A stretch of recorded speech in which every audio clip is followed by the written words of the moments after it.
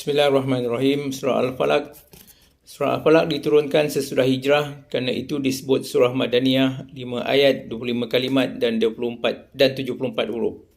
Bismillahirrahmanirrahim. Qul a'udzu birabbil falaq min syarri ma khalaq wa min syarri ghasikin idza waqab wa min syarri nafasati fil 'uqad wa min syarri hasidin idza hasad.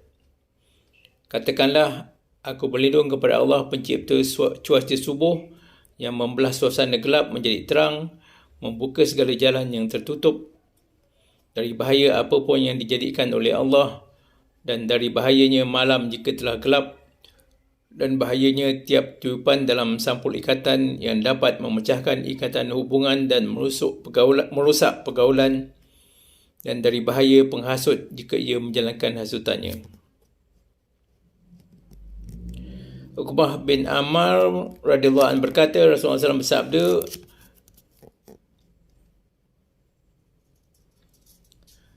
tidakkah anda memperhatikan beberapa ayat telah diturunkan kepadaku, tidak pernah ada yang menyerupainya sama sekali, iaitu Qul a'udzu birabbil falaq dan Qul a'udzu birabbin nas.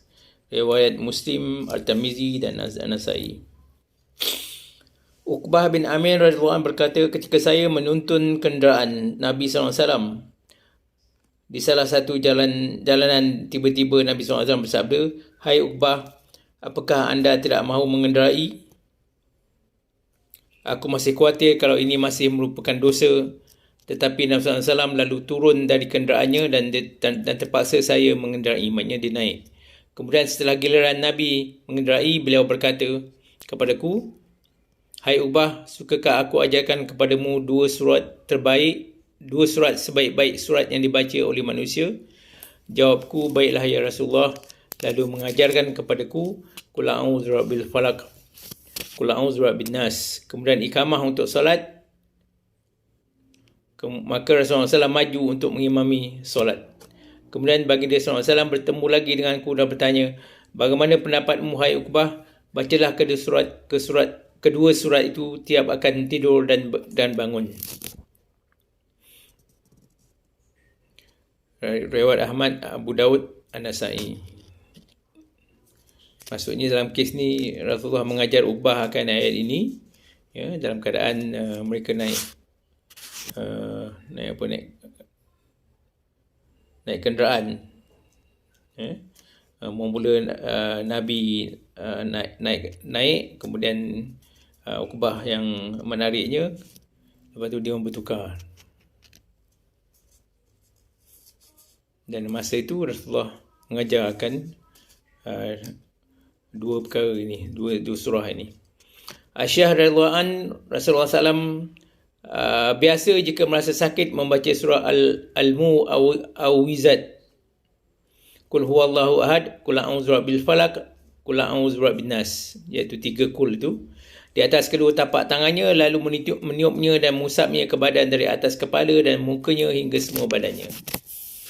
Dalam riwayat Malik dan Bukhari dari Aisyah radhiyallahu anha, biasa Rasulullah jika merasa sakit lalu membaca Qul a'udzu birabbil falaq, Qul a'udzu birabbin nas, dan meniupkan kedua tapak tangannya dan mengusapkan pada semua badannya. Dan ketika ia sakit kuat, sayalah yang membacakan Qul huwallahu ahad, Qul a'udzu birabbil falaq, Qul a'udzu birabbin nas, dan saya mengusapkan tangannya di atas semua anggota badannya kerana mengharapkan barakahnya. Abu Sa'id Al-Khudri radhiyallahu anhu berkata, biasa Rasulullah SAW berlindung kepada Allah dari bahaya pandangan mata jin dan manusia. Kemudian sesudah diturunkan surah Qul a'udzu birabbil falaq, Qul a'udzu birabbin nas, maka mempergunakan kedua surat ini dan meninggalkan adanya berbagai cara yang lain. Yang tadi sakit macam demam ke, sakit kuat. Yang ni nak berlindung daripada jin dan manusia, ya, berlindung kepada Allah. Ibnu Abbas mengartikan Al-Falaq, subuh makhluk, seakan-akan Allah menyuruh Nabi SAW supaya berlindung kepada Allah dari semua makhluk. Kabul Ahbar mengartikan Al-Falaq, sel dalam neraka Jahanam. Jika dibuka, maka penduduk akan menjerit kerana sangat panasnya. Wasik berarti gelap malam. Iza waqab, jika terbenam matahari. Abu Hurairah radhiyallahu anhu mengartikan Rasik sebagai bintang. Ada pula yang mengertikan bulan.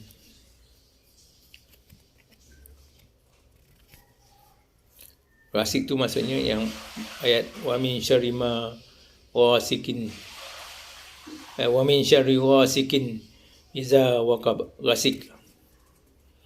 Aisyah radhiyallahu anha berkata, pada satu malam Rasulullah SAW menuntun tanganku dan meniupkan bulan kepadaku.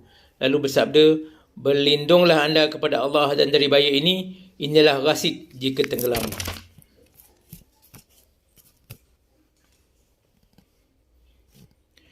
An-nafa sa'ad fil uqad ialah ahli sihir. Jika meniup sampul ikatan, ialah ahli sihir jika meniup sampul ikatan. Jibril datang kepada Nabi SAW ketika Nabi SAW sakit, maka Jibril berkata, sakitkah anda hai Muhammad? Nabi SAW berkata, ya. Maka Jibril membaca Bismillahi arqika min kulli da'in yuzika wa min syarri kulli hadhisidin wa ainin Allahu ya yashifika. Dengan nama Allah aku menjampimu dari segala penyakit yang mengganggumu dan dari bahaya tiap penghasut dan mata. Semoga Allah menyembuhkanmu. Mungkin keluhan itu ketika Nabi SAW kena sihir, kemudian Allah menyembuhkannya dan Allah telah menolak tipu daya penghasut dari kaum Yahudi dan membinasakan mereka. Dalam riwayat Bukhari dari Aisyah radhiyallahu anha berkata, Rasulullah SAW telah terkena sihir sehingga ia merasakan seakan-akan berkumpul dengan isterinya, padahal tidak. Sufyan mengatakan bahawa sihir yang disembunyikan itu paling berat. Kemudian Nabi SAW bersabda kepada Aisyah, apakah anda mengetahui bahawa Allah telah memberitahu kepadaku terhadap apa yang aku tanyakan kepadanya? Telah datang kepadaku dua orang, yang satu duduk di sebelah kepalaku dan lain duduk di dekat kakiku. Lalu yang di sebelah kepalaku bertanya kepada yang di kakiku, mengapakah orang ini? Jawabnya, terkena sihir. Siapakah yang menyihirnya?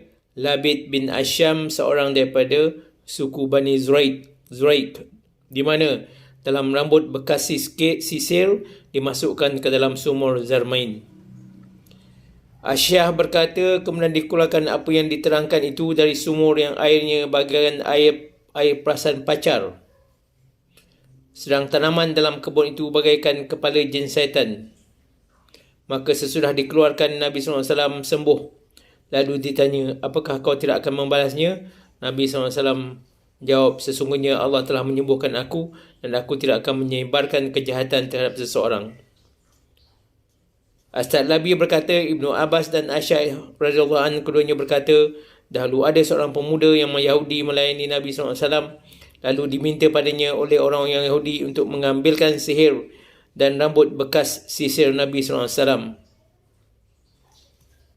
dan beberapa gigi sisirnya. Lalu diberikan semua itu kepada seorang Yahudi, dan itulah mereka melakukan sihirnya. Sedang yang melaksanakan semua Labid bin Asyam, kemudian dimasukkan ke dalam sumur Darwan milik Bani Zarik. Maka sakitlah Rasulullah SAW dan rontoklah rambutnya selama kurang lebih 6 bulan.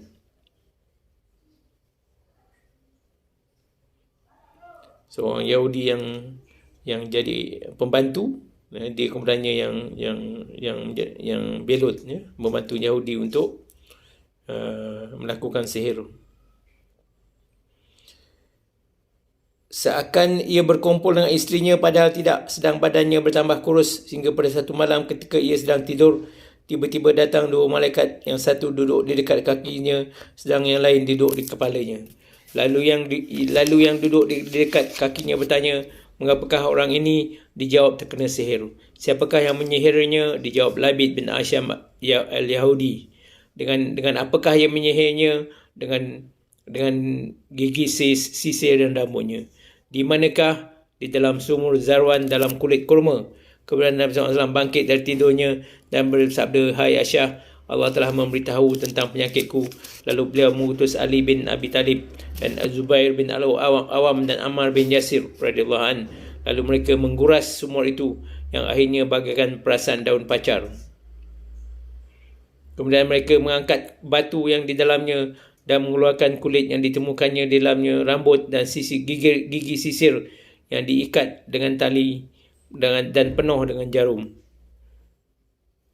Maka Allah menurunkan kedua surat ini. Maka tiap dibaca, terbukalah tiap ikatan yang ada dalamnya, sehingga terbuka semua ikatannya, terasa ringan badan Nabi SAW. Sedang malaikat Jibril membaca, Bismillah arqika min kulli syai'in yuzika min hasidin wa ainin Allah yasifika. Maka sahabat bertanya, apakah tidak kita tangkap saja penjahat itu dan kita bunuh? Jawab Nabi SAW, Allah telah menyembuhkan aku dan aku tidak suka membangkitkan kejahatan di tengah orang banyak. Hadis ini diriwayatkan tanpa sanad dan sangat gharib, dan ada juga di dalamnya yang benar. Allahu a'lam.